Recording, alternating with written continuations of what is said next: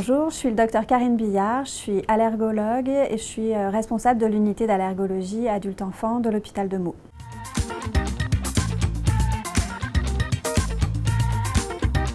Alors, actuellement, la prise en charge de l'allergie alimentaire a beaucoup changé.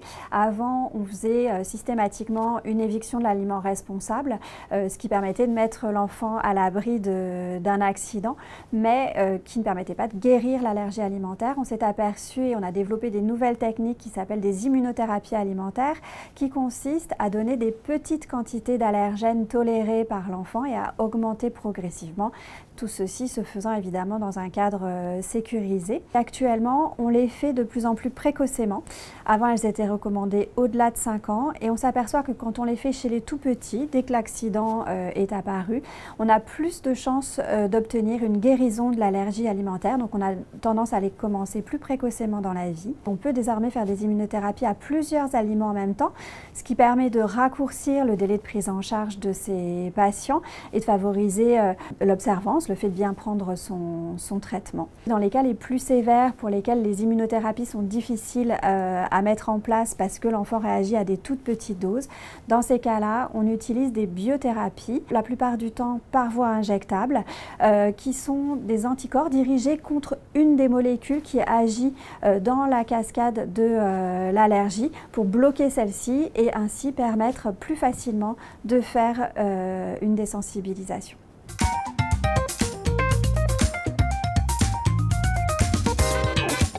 Dans le futur, il ne faut pas perdre espoir parce qu'il y a beaucoup de recherches sur les allergies alimentaires et probablement que la prise en charge va énormément changer pour nos jeunes patients. On a notamment des techniques de patch qui vont arriver. On a une technique de patch qui fait que l'allergène est déposé sur la partie très superficielle de la peau et ne passe pas plus profondément et ça va interagir avec le système immunitaire pour favoriser l'acquisition d'une tolérance à cet allergène. Ces patchs, ils vont être intéressants notamment chez les plus jeunes enfants qui sont allergiques et pour ceux qui ont des seuils réactogènes très bas, pour qui ça peut être des fois compliqué de mettre en place une immunothérapie et que ça peut être très à risque, probablement que la prise en charge des allergies alimentaires dans le futur, elle sera vraiment ciblée sur chaque patient et pour chaque patient, on déterminera un cocktail de techniques qui permettra d'aider à la guérison. La deuxième partie de la recherche pour laquelle il y a beaucoup de perspectives dans le futur, c'est tout ce qui concerne le microbiote. Donc le microbiote, ce sont toutes les bactéries qui sont présentes dans notre tube digestif, qui sont des bactéries qui sont tout à fait bénéfiques pour notre organisme. On sait que ces bactéries, elles interagissent avec le système immunitaire et elles favorisent ou elles protègent au contraire sur la survenue des allergies alimentaires. Et donc il y a beaucoup de recherches pour savoir quels probiotiques on pourrait donner pour modifier ce microbiote et prévenir ou guérir les allergies alimentaires.